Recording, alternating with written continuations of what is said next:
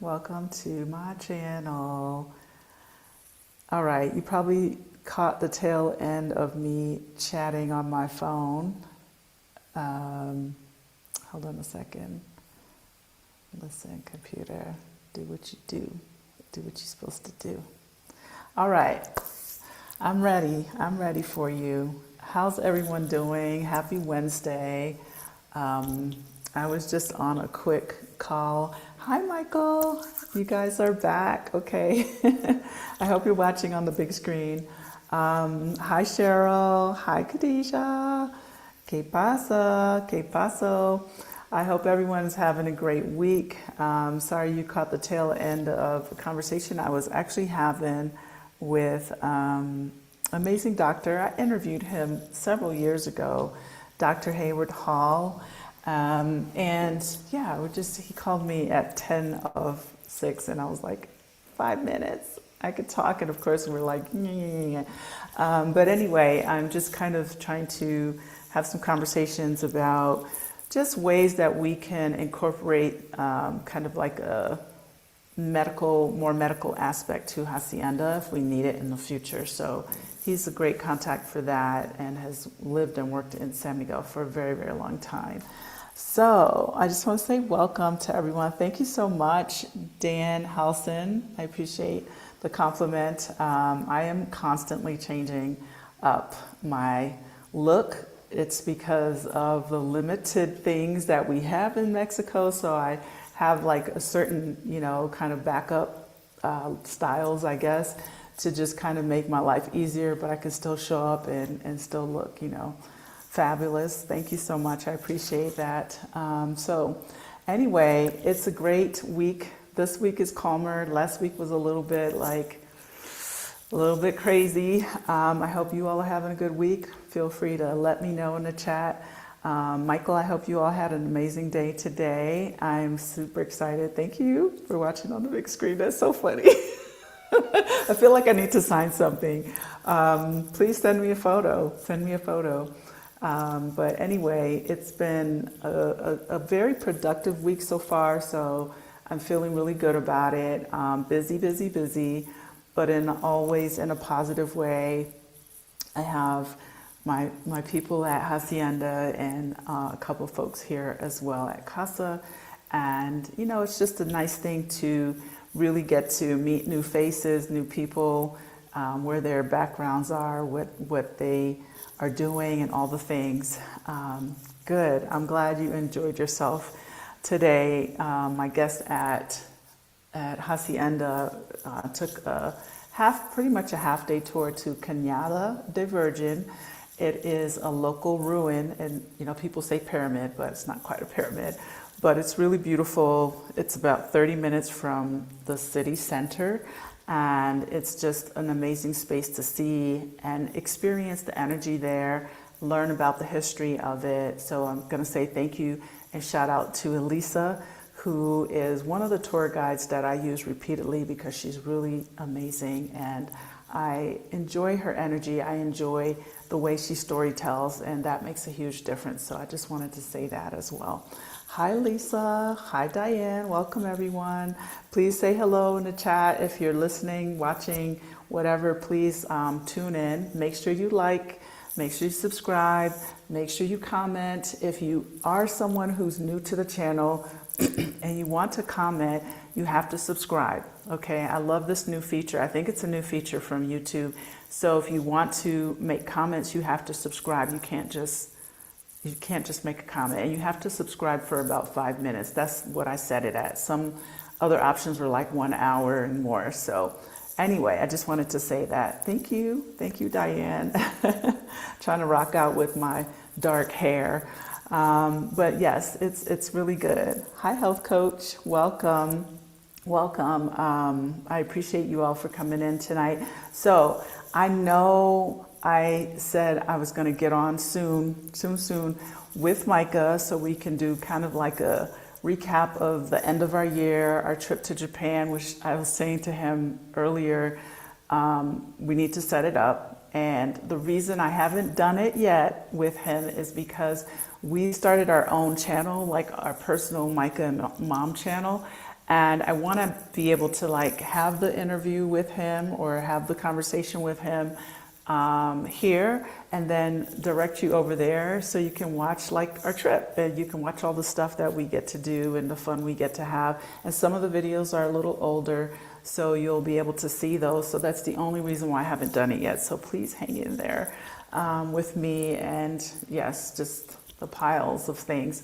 But before we get too deep into tonight, please make sure you like and subscribe. I'm Michelle. I'm the founder of Casa Elm Boutique Guest House, and also Hacienda Elm, which is a co-living 60-plus community. Both locations are located in San Miguel de Allende, which is in central Mexico. So if this is your first time here, welcome.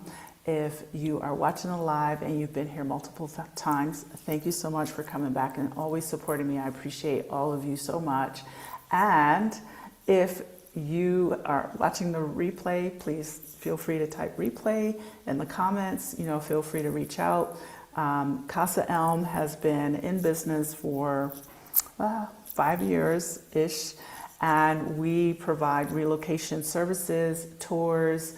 We provide soft landing experiences, cultural experiences, just a place to stay. If you just need a space to be, this is an amazing spot to, join us. I live here at Casa, and I get to meet all kinds of amazing people.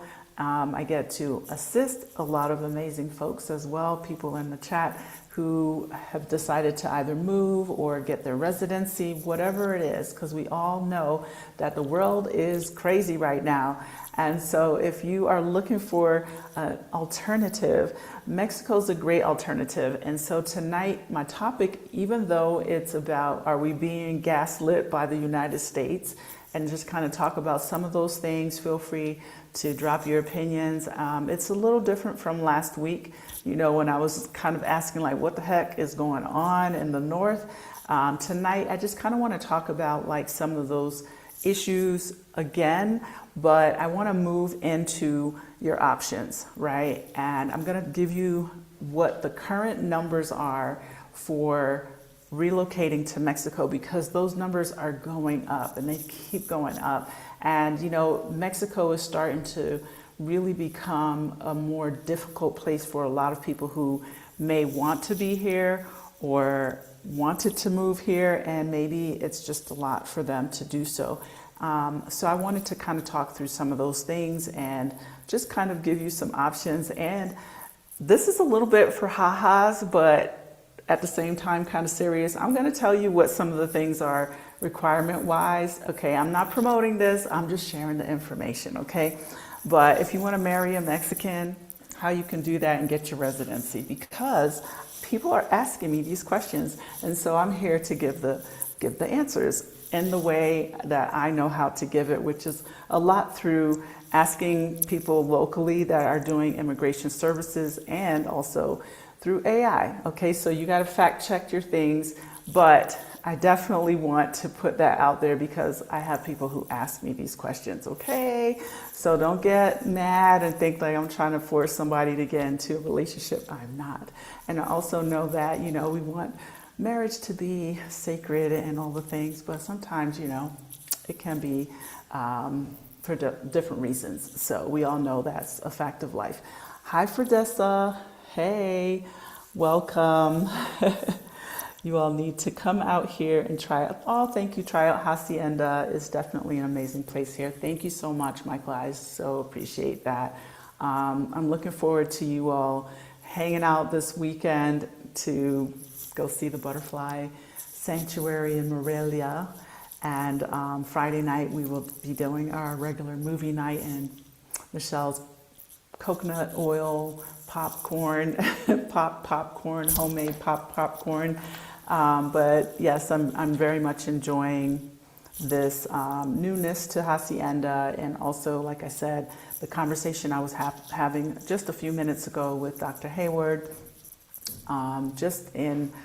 just ideas and things that we want to expand on, and also other upcoming conversations that I'm having with people and other organizations locally. I had an amazing meeting last week with a group of ladies who are caregivers for their loved ones. And it's a lot, I'm learning a lot. What I'm learning the most is that caregivers are burnt out, okay? And even though you have situations where they are, providing and doing, they're really burnt out, and I can relate to that loving feeling that we have towards a father, a parent, a husband, a wife, or whatever the case might be. And sometimes you don't realize 10 years of your life, went over here, or 20 years of your life went to this. One woman was telling me her dad's had Parkinson's disease for 20 years, and she's kind of the sole active woman, and she was just kind of like, they learn how to cope, but there's so much to this that they miss of themselves, right? Even my cousin in Canada reached out to me and just kind of was saying, thank you so much for having, my aunt here, and how she's literally not taken a vacation in 20 years. And she's just been caregiving, not just for my aunt, but also her husband, who's very sick. And so I'm learning what that looks like for not just an elder person, but also for the people who care for elderly folks. And it's a bit, right? And so again, Hacienda right now is still for people who are a bit more active, but as we talk about aging in community, these are things that we need to know, we need to better understand, and how can we, be of assistance, and how can we make this make this make sense. So it's a lot, and I'm kind of like, where do we draw the line? What is our boundary of what our offer is right now? It's kind of, active, aging in community, not living by yourself, still having some, ease on site and things like that, around the clock, etc. But as people are getting older, like, kind of what does that look like? So these are the things that are coming up, and I'm having lots of different conversations about that as well. So feel free to drop any comments in the chat. I have a lot of different individuals who approach me who are at different phases past the 60 plus age bracket, and it's still broad. It's still very broad. You got 60 to 100. That's 40 years. 60 to 90. That's 30 years. So, there's a lot to absorb there as well. Health coach, hi, welcome. People around the world have used marriage for years. That's right. I'm just saying. I agree. They have. They still do. Yes, I've been approached several times in my lifetime by friends that were from other places. It's not something I've done, but I definitely know of it. I know people who've done it, all the things. So anyway, tonight I wanted to get into, are we being gaslit by the United States? I just really feel like there are so many things that are happening that have really turned into media, it's laughable. It's laughable because it's like they're trying to convince you that this is the way, right? Like, we're not doing that when you're clearly doing that, okay? And so for me, it's sort of one of those, what are the other options, right? Hi, Monique, welcome. Yes, from Casa, she checked in today. Welcome, I love it. So, it's really, for me, just, again, last week I said how I feel like I'm on the outside looking in. Thank you all so much for supporting that video, and also for those individuals who wrote messages and also passed information, some really good information on where I could get my news. I believe one of the places was Ground News as well. I don't know if you all are subscribed to it or not, but I was provided with this in response to my video last week, and just kind of like, where can we know what's real and what's not, like what's really happening? I had a lot of people who were kind of like, don't be fearful. And I'm like, I'm not necessarily living in fear. I'm not doing that. But I am living in concern. I'm living in concern too because I am in a foreign country, and how people perceive us and what could happen literally from one day to the next. I mean, that's kind of how I'm seeing things changing from one day to the next, one week to the next. Things that have been in place for very long periods of time, laws and all the things. It's just kind of like things are changing. My guest today, we're talking about just, where are the laws that protected us? They're no longer really existent. It's just like, things are just happening. People are just doing things. The world is, the U.S. is just kind of acting out and doing whatever it wants to and things like that. So that's very scary, invasion of other countries and places in the world, whatever those reasons are. It's really something to be concerned about. Again, I will emphasize that I've not been a person who follows politics heavily, but this is more than politics right now. So yeah, I feel like right now what we're experiencing in terms of all of that is, the media is really downplaying a lot of things, but it depends on what side or what channel you watch, right? In regard to the United States, I'm not necessarily following things outside of the US, so feel free, to put your input and things like that, but that's pretty much the stance and the viewpoints that I have and I see. So I'm jumping into the topic. Before I get too deep in it, I am, again, founder of Casa, Hacienda, Central Mexico, San Miguel de Allende. If you are interested in what events that we have throughout the year, I'm going to just drop this link over here really quick. I also want to say Michelle Watson is our official tea sponsor. I like to talk about her because her teas are amazing. You can order them at that link as well. And if you just want to stay with us at Casa Elm, here is the link to the website directly, where you can find the button that says book now, and you can book your room. If you have any issues, you can always send us an email to info@casaelm.com, and I will respond there. Now, if you're interested in Hacienda, here it is. We have a try-it-on program. We are looking for long-term people, but we do have a try-it-on program. There has all the information, and also at our website, you can see more about us. Make sure I'm spelling that right. And yes, I'm always squinting because I don't have my glasses and I didn't bring them up this time. So all the details are there for you. All right, let's get into our topic. All right, so let's see. I feel like right now, all these changes, especially for us in Mexico, where, the US dollar is typically pretty fruitful, right? We are able to live a bit better and get more bang for our buck, right? Well, right now, that's changing. It's not the first time it's happened. I would say this time it's happening because of all the stuff that's happening in the US, and there's a lot of instability. So, I don't know that we're being preached to or at that the economy is strong when in fact it's not. Are people able to afford things? I'm not sure. You guys give me your input, please.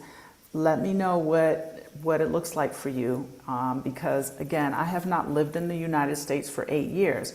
What I can tell you is I certainly complain a lot when I have to either fly through the US to get somewhere else, or the first few days of landing in the US and being in the United States.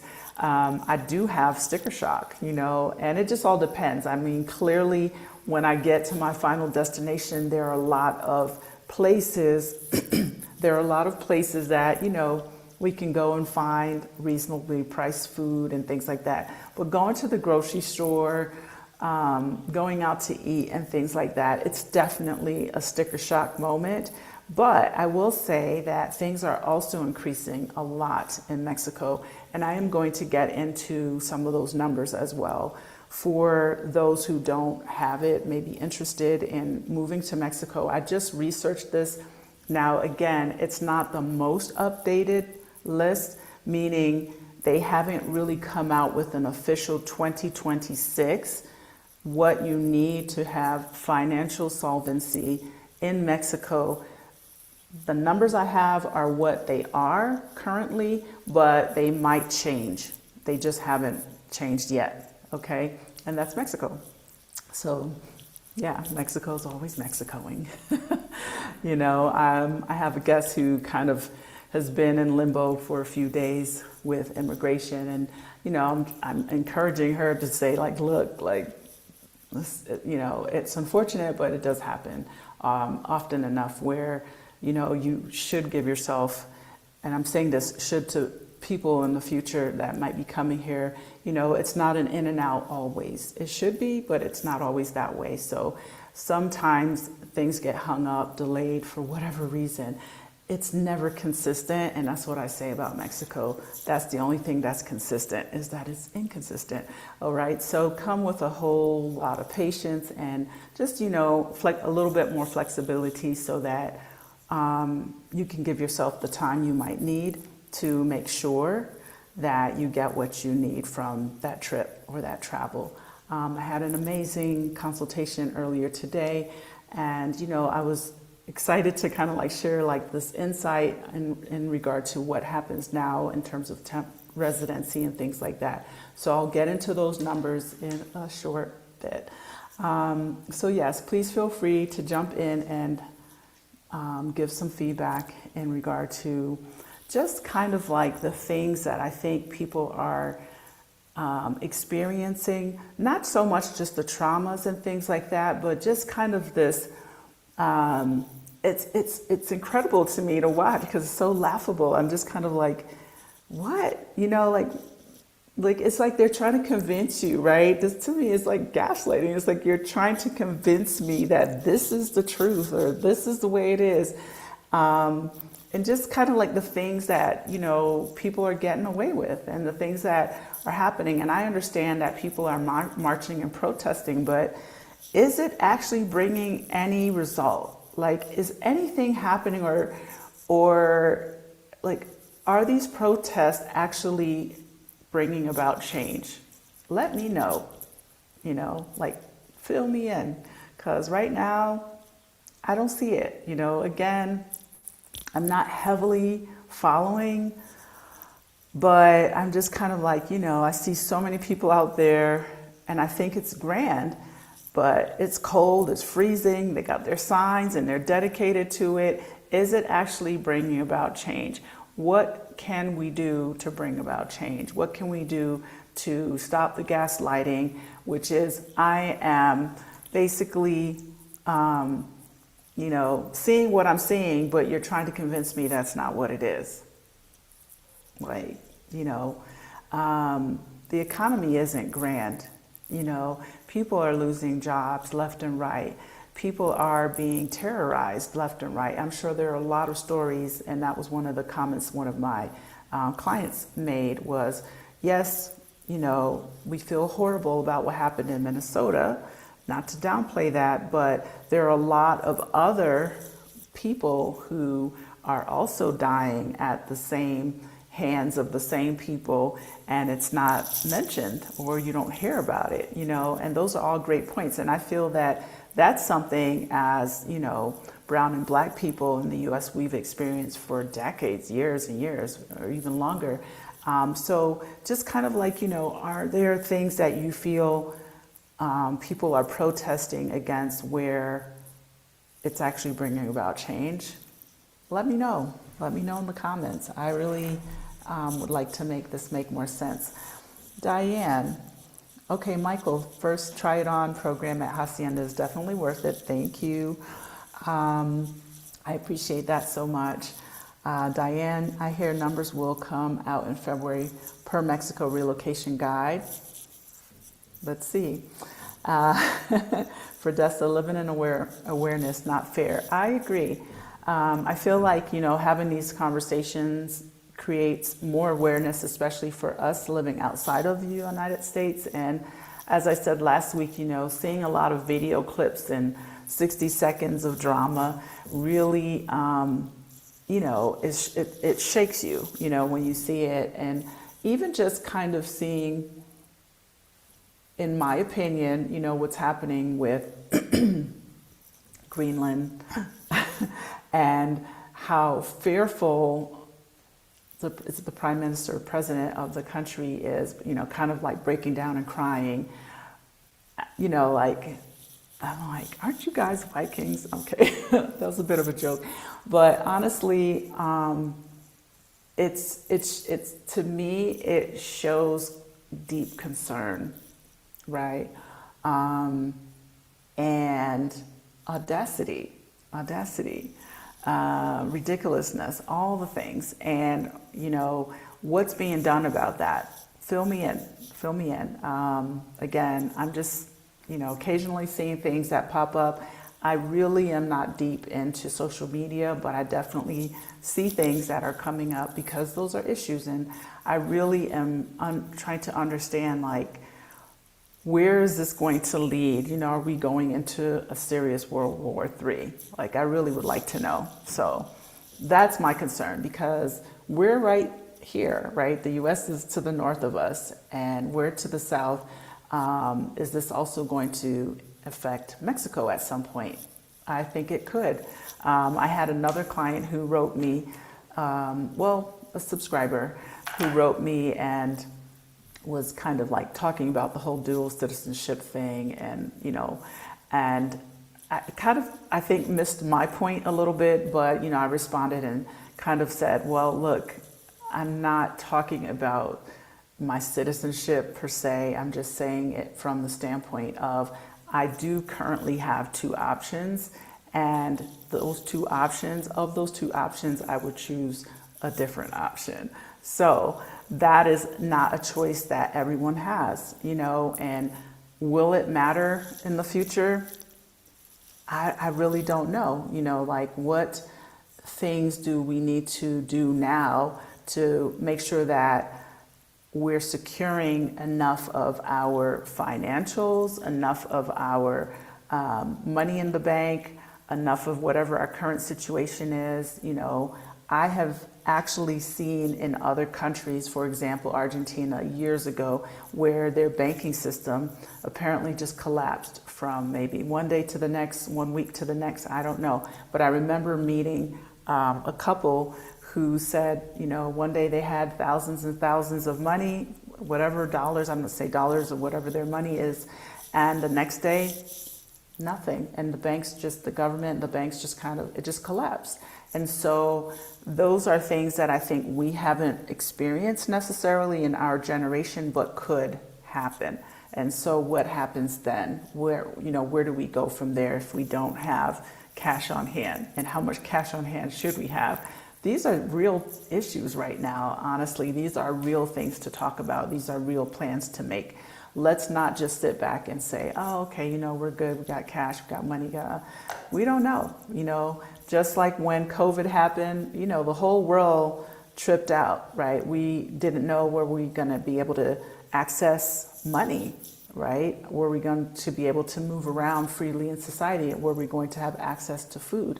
That's also something that someone asked, is Mexico going to have a shortage of food? I honestly think the U.S. will have a shortage of food before Mexico will have a shortage, because it's an agricultural country. People grow all the time. I'm growing stuff, right?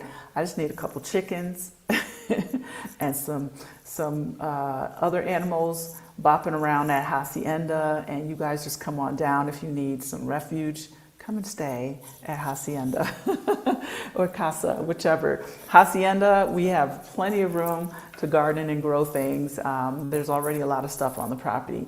But no, these are real issues. During COVID, I was literally container growing everything I could get my hand, anything that was a seed. I stuck it in the dirt. I was growing peppers, tomatoes, scallions, onions. We had a couple little citrus trees, all on the balcony. We were trying to grow ginger. I don't remember what else came up. I think I grew some strawberries, and all in pots. Had a lot of time on my hand at that point. So just things to think about and consider. All right, I'm going to go back up here. Lisa, hi, welcome. You're spot on. It's like living in an alternative universe in the United States. Yeah, it really is. It's really scary, and it definitely affects us.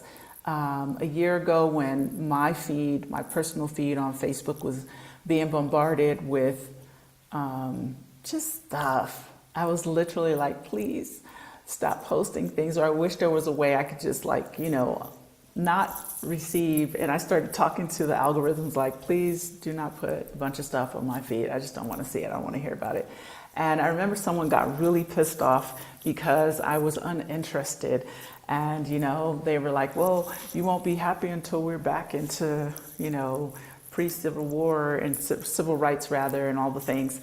And I said, no, the thing is I live here, and I feel that I've done my personal part in helping people who want to leave. Again, I'm not here to force anyone to leave. I'm more, if you want to leave, I'm here to help you do that. I'm here to help you get to Mexico as legal as possible. I'm here to tell you what that looks like. I'm here to support that. I'm here to tour guide you around the city. I'm here to connect you with the resources and all the things. So if that's something you want, that's what I do. That's my purpose. I am not in the United States. I don't intend on moving back to the United States to, protest and march. Of course, I think that that's necessary. I'm not against it, but I live here. And does this affect us? Absolutely. It absolutely does, and it may affect us more in the future. So that's why I'm trying to, engage more. What things do you all know about that we probably need to know about that we may not hear about? Because a lot of people that have moved here are not necessarily tapped into U.S. television, right? I think the most tapped in some of us are really is on social media, whether it's YouTube, which we know is entertainment, and social media is also entertainment, right? And so where can we kind of really get the fuller picture? And that's us seeking that information out. So that's why I talk to you all about it. And thank you for dipping in and giving me insight. For Dessa, we protested back in the day, and it definitely brought changes which are being reversed by this regime now. Understood. It really is. This week we celebrated Martin Luther King, and yes, I could say a lot. I could say a lot. I could really say a lot. It just, I can tell you how I feel. I'm going to tell you how I feel. I feel that so many efforts that have been made have just been flushed down the toilet, and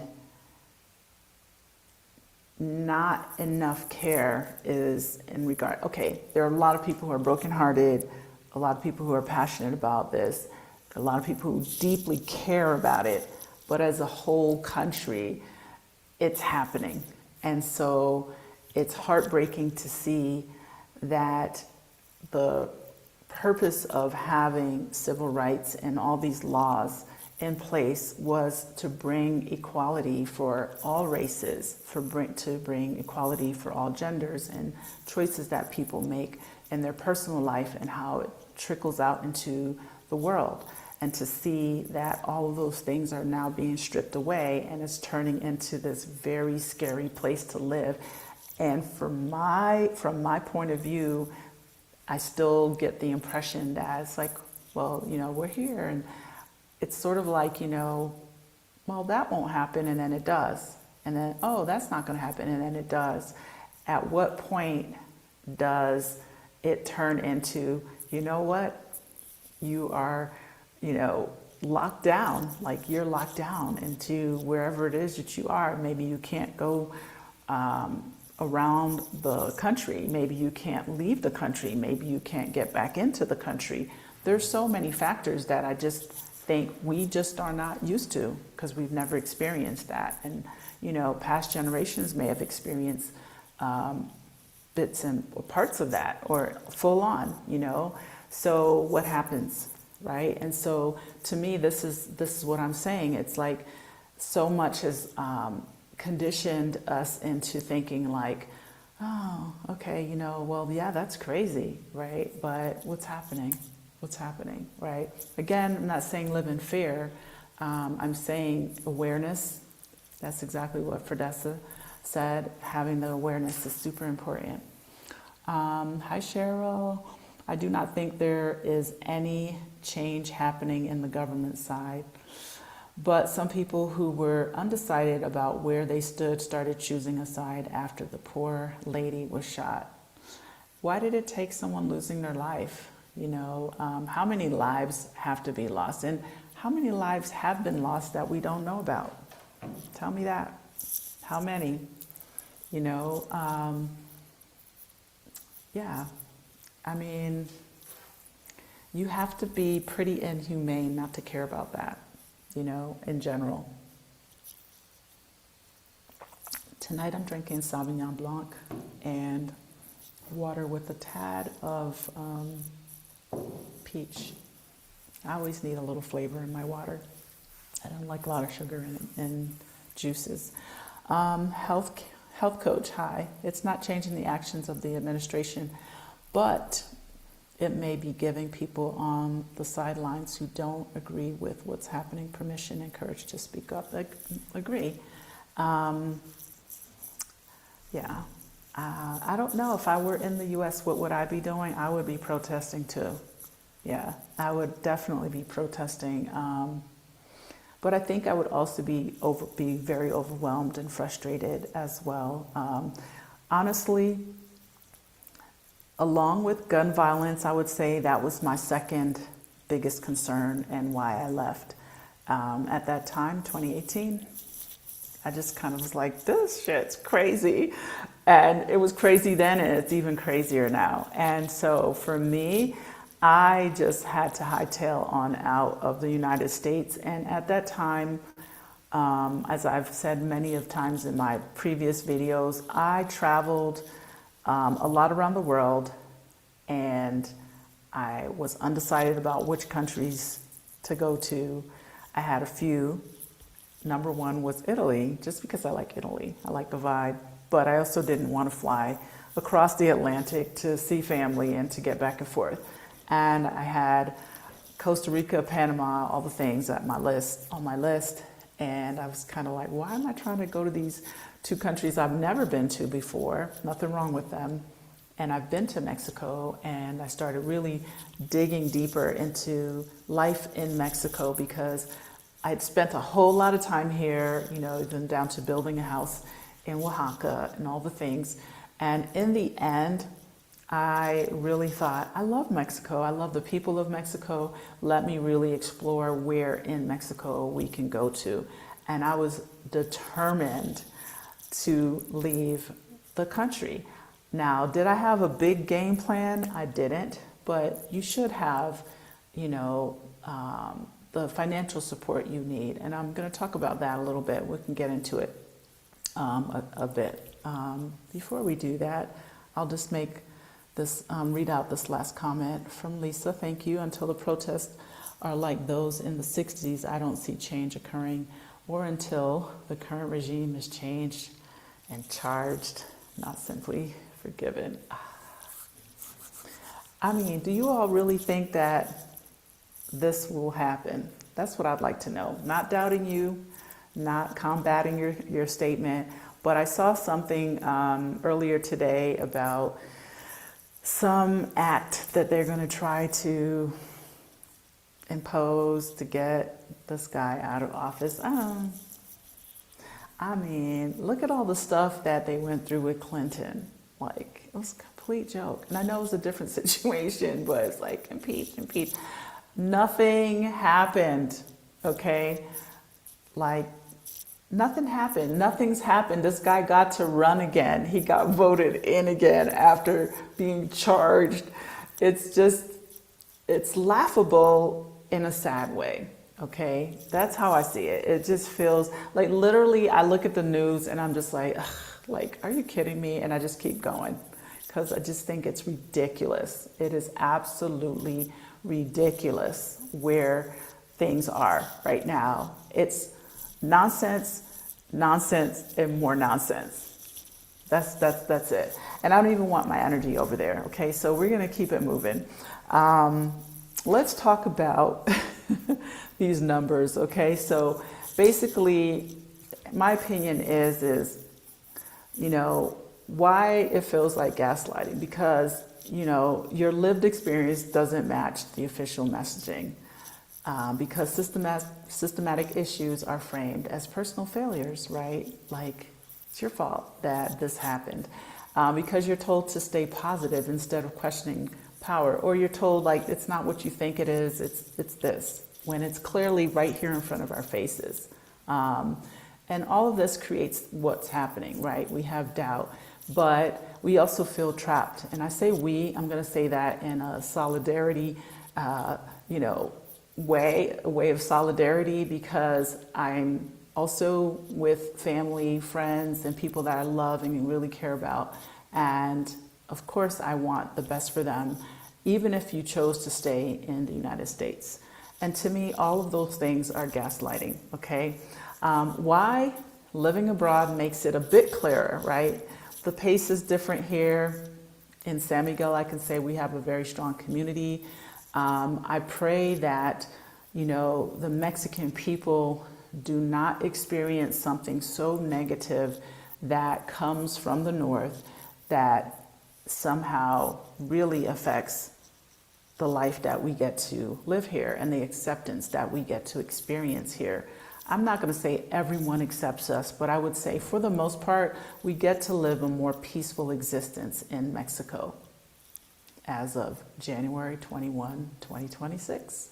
All right, it's here, it's on my video, I said it. We definitely get to experience lower cost of living, which is still increasing for so many. And I never say lower cost of living for everyone, because that's not true. I have individuals who are so dedicated to working with me, and I appreciate them and what they do for me, and that I can kind of hold up enough of what my bargain or my end of the bargain is to continue to work with those individuals and to pay them and to make, I hope, their life a little easier, if not a lot easier. I definitely pride myself on having the same people for year in and year out. Usually that's a good sign. So, and I've talked a lot about, individuals who work with me, have worked with me for years, those that I've had to let go because, they were full of it and all the things, but that hasn't happened often. And just experiences, there are not a lot of things that I can say in an over negative way that would put, my experiences in terms of working with Mexicans in a bad light. Not at all. I feel like more of my experiences have been more positive.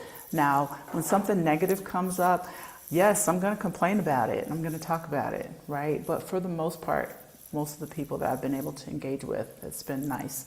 The cost of living, yes, it's lower for us if you're bringing in US dollars, okay? Or you're bringing in euros or, the English pound or anything like that. It is a bit lower for us to be able to come here, live here.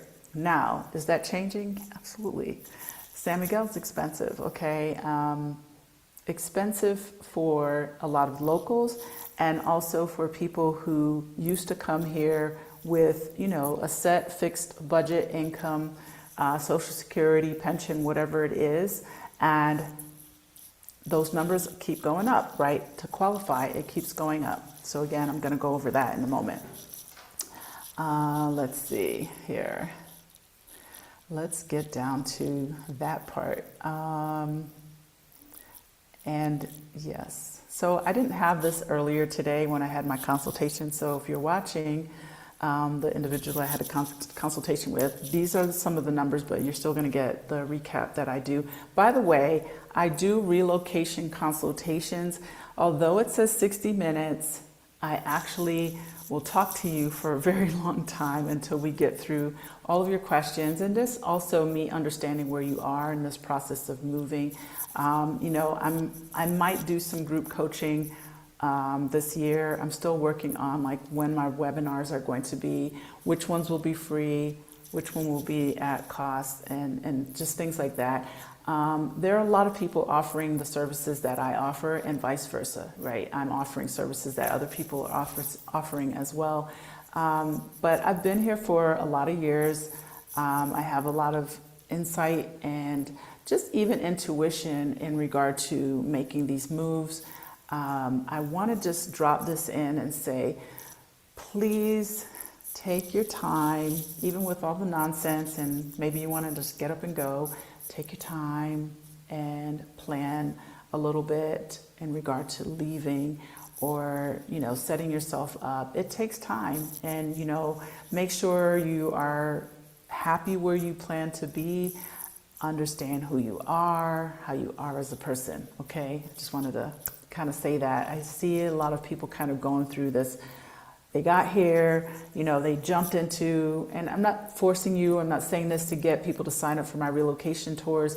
It does help a lot. You get connected, you kind of take your time, you get to take a lot of information back home, you get to sit on it, think about it, maybe come back and review whatever. It's not just about the house or the apartment that you're living in, okay? Can I just emphasize that? That is a big part of it. But it's only a fraction of the big pie, all right? There's a lot more to it, and I just want to keep emphasizing that because I see so many people who just get here and they're like, oh, I watched this video, or I listened to this, I followed this group, or I found this realtor, and I'm going to go get my apartment. There's so much to it, okay? Do I like the community? Is it affordable? Do I like this neighborhood? Not just the house. Do I like this area? Do I feel comfortable getting around on my own? Do I feel like I'm an introvert or an extrovert? Can I just get out there and immerse myself? If I'm an introvert, how do I meet people? How do I get out there and do things? There's a lot of stuff to do, but there are not a lot of people who necessarily want to do it by themselves and just kind of, okay, I'm going to go out here and intentionally meet people and, whatever. And so those are kind of like the community building things that my space gets to offer. It's kind of like, all right, let's have a dinner. Let's get you connected with this person. What are your interests? Let's see what that looks like and things like that. But consider all the things, all right? Your house is your house. But if you wake up in that house in 1 month, 2 months by yourself, and you're not necessarily connected to the community, how are you going to feel? Like a fish out of water, okay? So those are just things to consider, all right? Now, let's jump into temporary resident visa. Right now, I'm just going to talk about US dollars. I'm not going to get into the Canadian dollars. If someone needs the Canadian dollars, please let me know.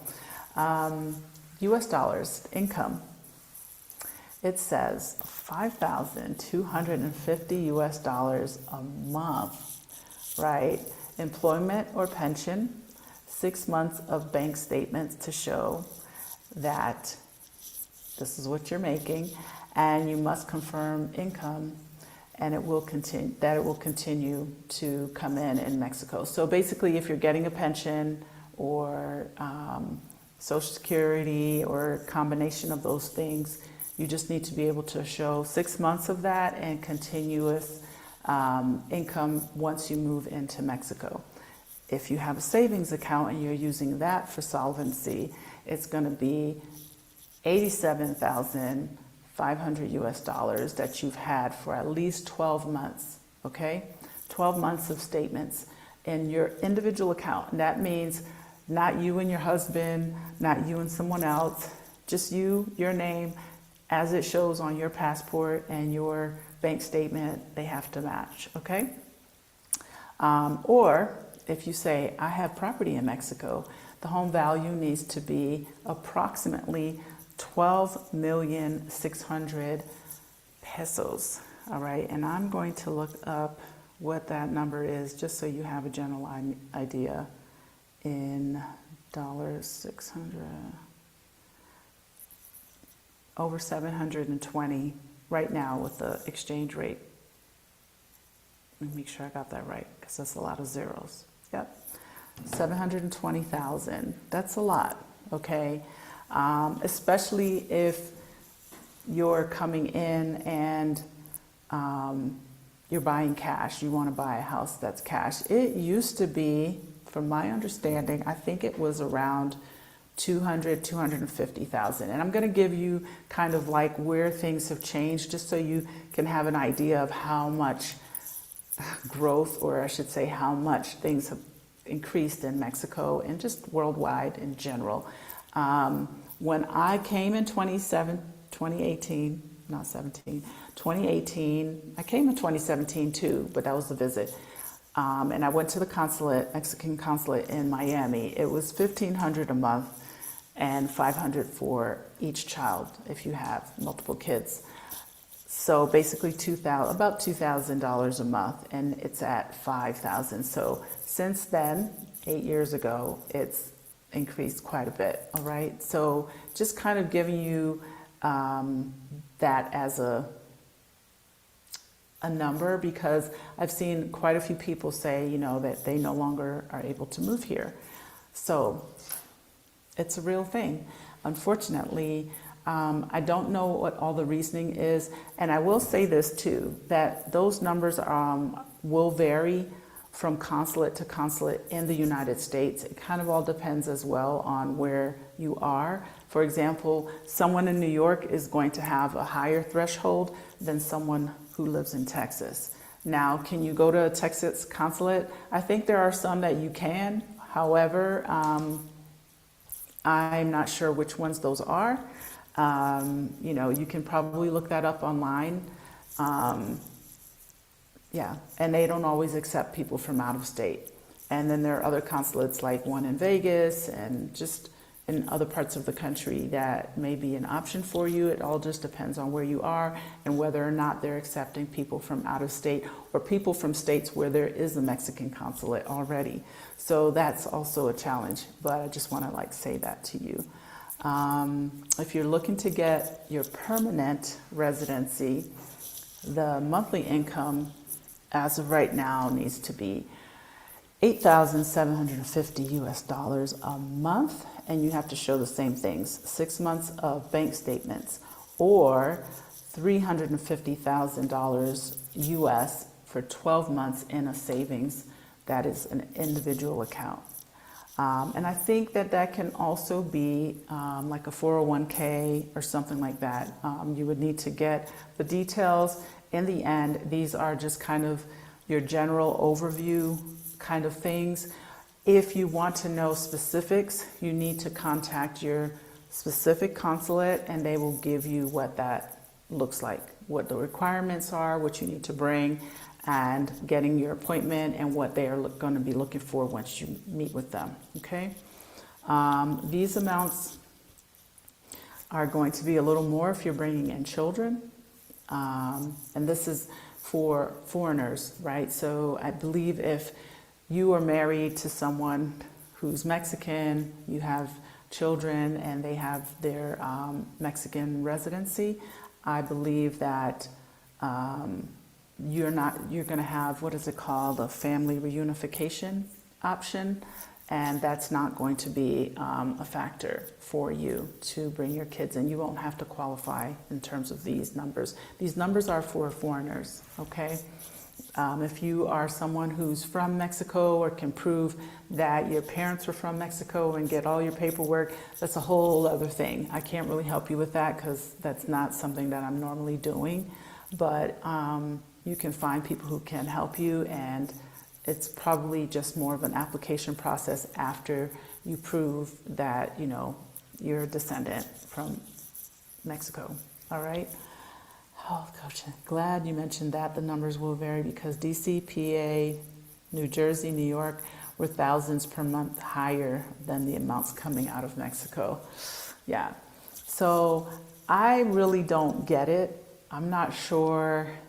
Well, I do kind of. I really think that Mexico's strategy is, let's take, you know, the creme de la creme, and those individuals who are going to come into the country are basically going to pour in to the economy. They're going to pay taxes. They're going to be good citizens. They're going to buy land. They're going to start companies, businesses. They're going to be an asset to Mexico. And so this, I believe, is the overall strategy for Mexico. I remember back in the day, and you all probably remember this too.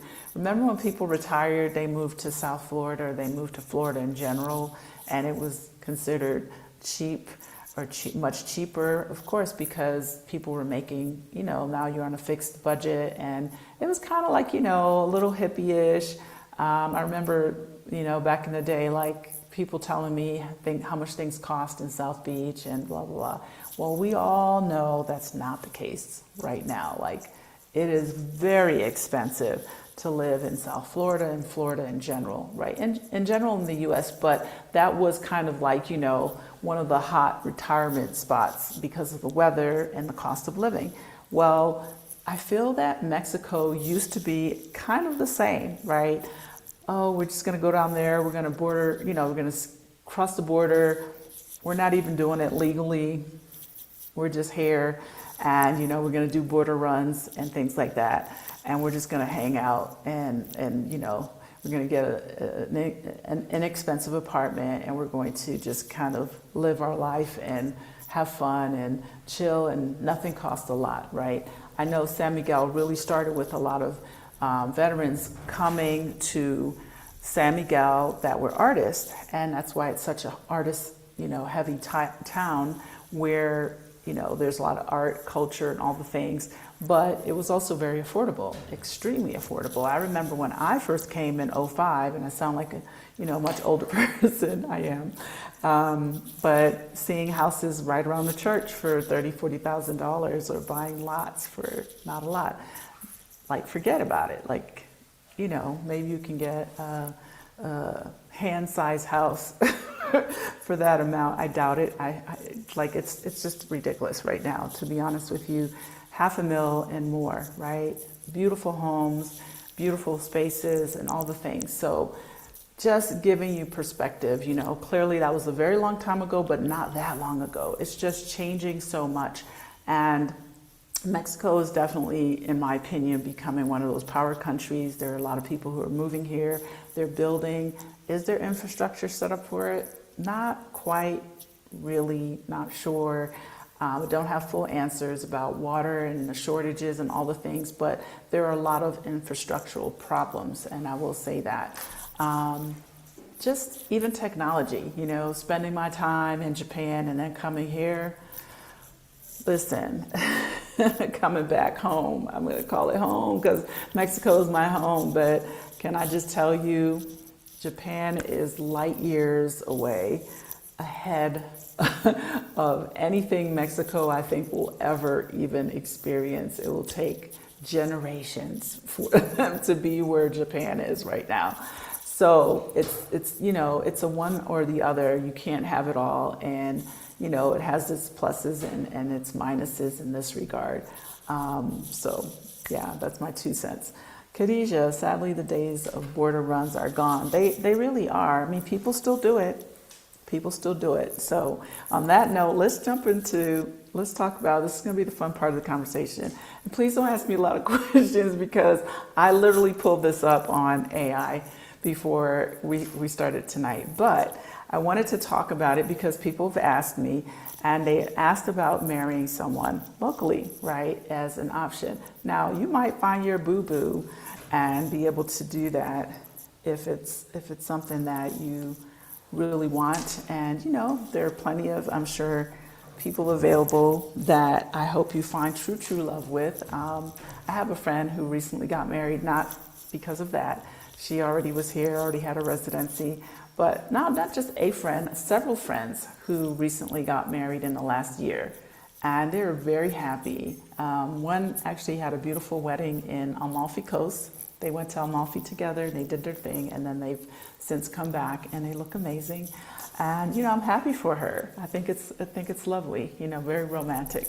So what I will say, because people have asked, and I'm not telling you to marry someone just because or whatever from an illegal standpoint, but I was offered information by the lady who assists with immigration things, but people asked me, so I went in, I found it, and I'm going to just pass it on. You do with it as you want.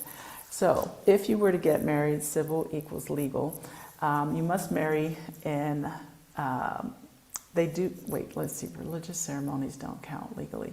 So you have to actually register, right? Just like in the US, you have to get a license, and it's called Registrar Civil, and you would need to go with the typical requirements, which you need a lot of these things as well. Well, some of these things, when you're opening a bank account, for example, you would need your passport, an address where you live, and things like that.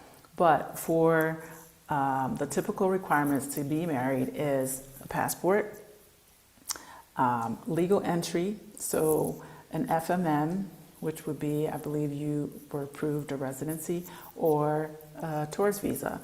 Birth certificates, and those have to be apostilled and translated to Spanish.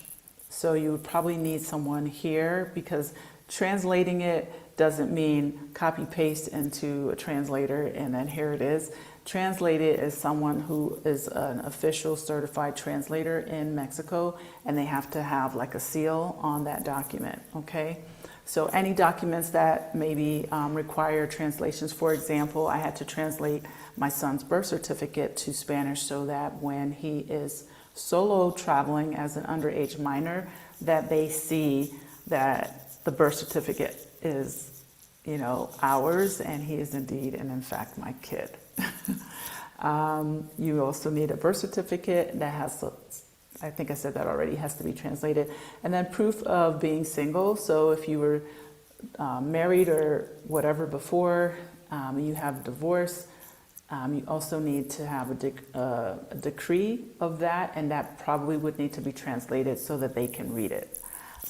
Medical exam, and I guess that varies from depending on the state that you're getting married in, and the state in Mexico, not the United States, not the states in the US, the states in Mexico, and then witnesses, all right? So those are like the typical requirements. The timeline, it says document prep can take weeks, months, depending on like who's translating and things like that. Depends on where you are.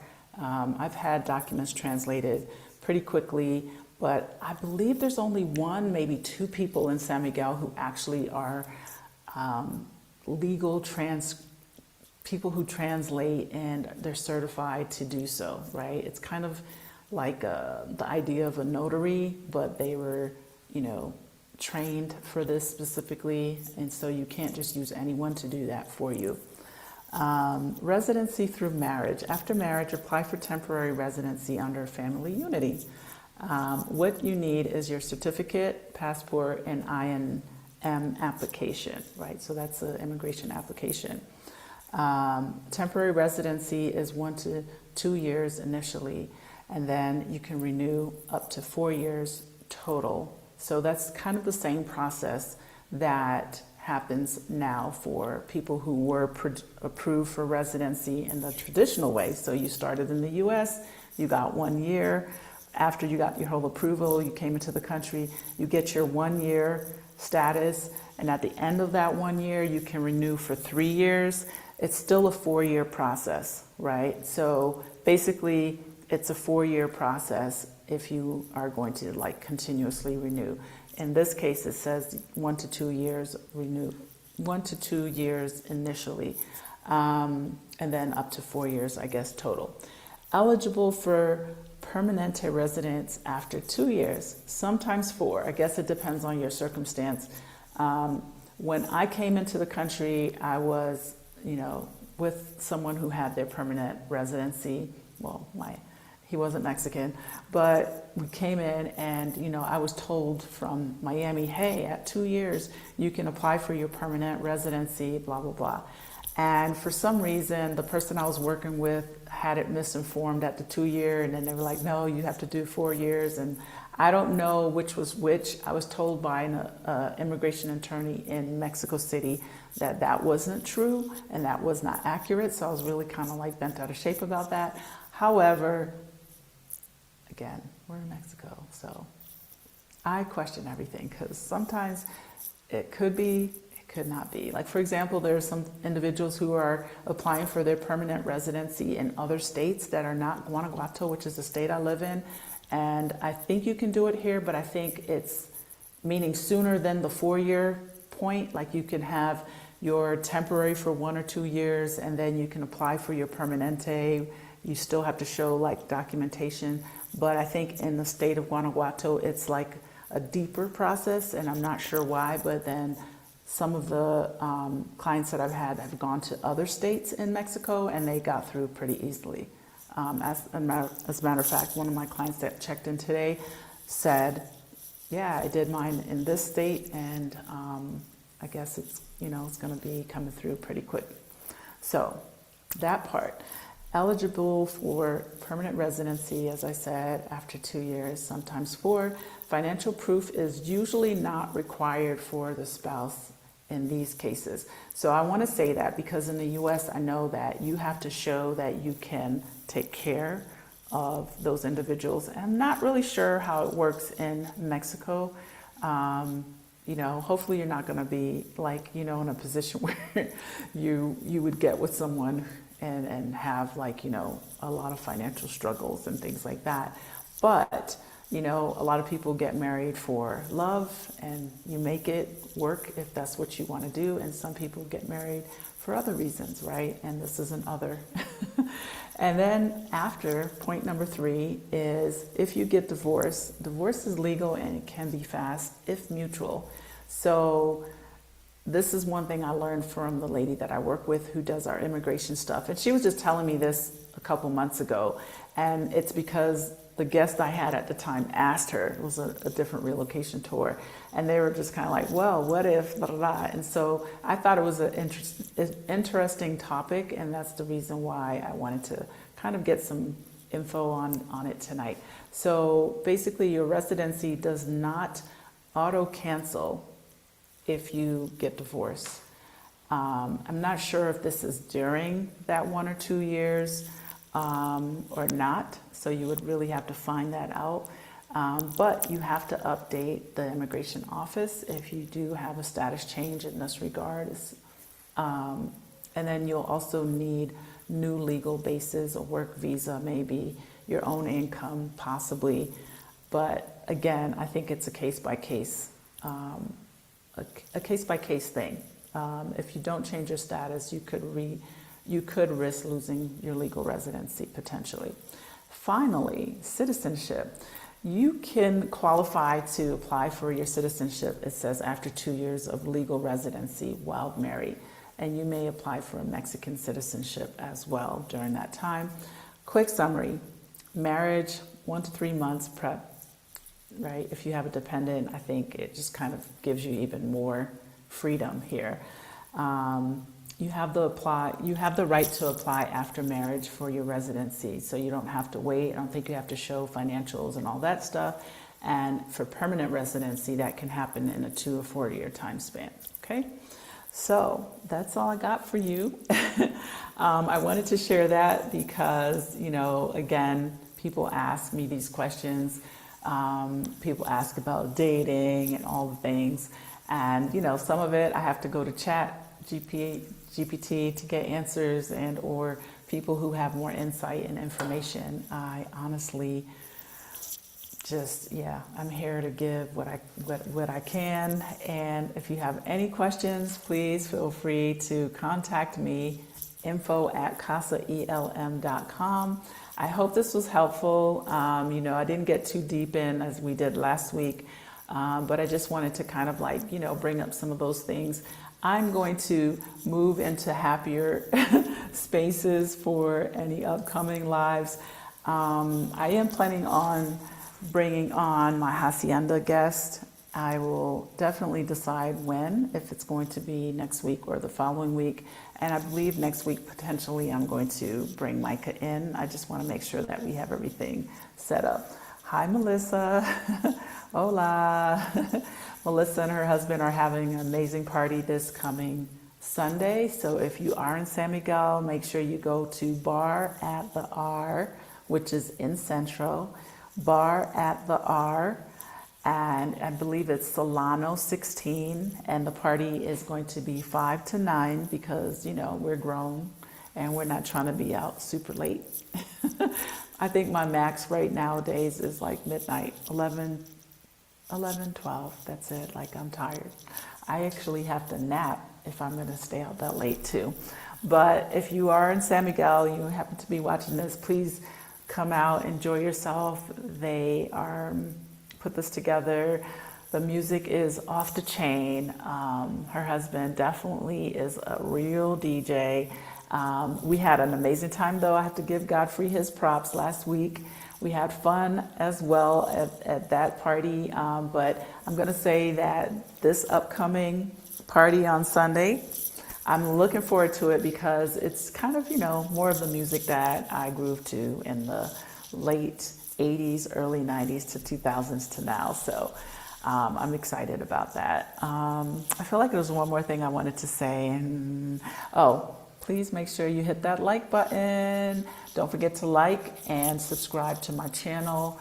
If there's anything you want to hear, see, learn about, please feel free to let me know what that is. You can put it in the comments. I do check them randomly, but I try to check them at least 3 times a week and respond. And again, join my pages, my groups that I have. Definitely join Casa Elm. Check out Hacienda Elm. Pass it on to anyone that might be or may fall into that age bracket and may be looking for something similar. Michelle's doing the most. The hostess with the mostest. Anyway, I thank you all for being here tonight. Thank you again. Please like, share, subscribe, all the things. Hi, hello. I'm gonna mess your name up. Rajal, is that how you're saying it? I'm saying. I'll let you watch it. Okay. Yes. Please watch the replay. Again. Please stay tuned, see what things are happening at Casa. Please go to our events page to see what's going on during the year. I have a really, really amazing art therapy retreat for women. It's called Peace Not Pieces. I do it annually. It is also open to women who live in San Miguel. So if you're watching this, please go there, check it out. We have a 1-week pass, but we also have a full experience if it's something that's good for you that you might be interested in. Honestly, it's such an amazing experience to have. I've done it 3 or 4 times and I always use my same facilitators. So that's happening as well this year. So I really hope that we can see you here in SMA. If you don't live here, Khadijah, hey, yes, have a good night, you all. I'm looking forward to seeing you all again in person. And that's it. And yes, I'm going to sip on my wine, Michael. You all caught me last week, the end of my video, but yeah, here it is. Have a good night. I'll talk to you all soon. You're so welcome, Lisa. I hope I get to see you soon. Ciao.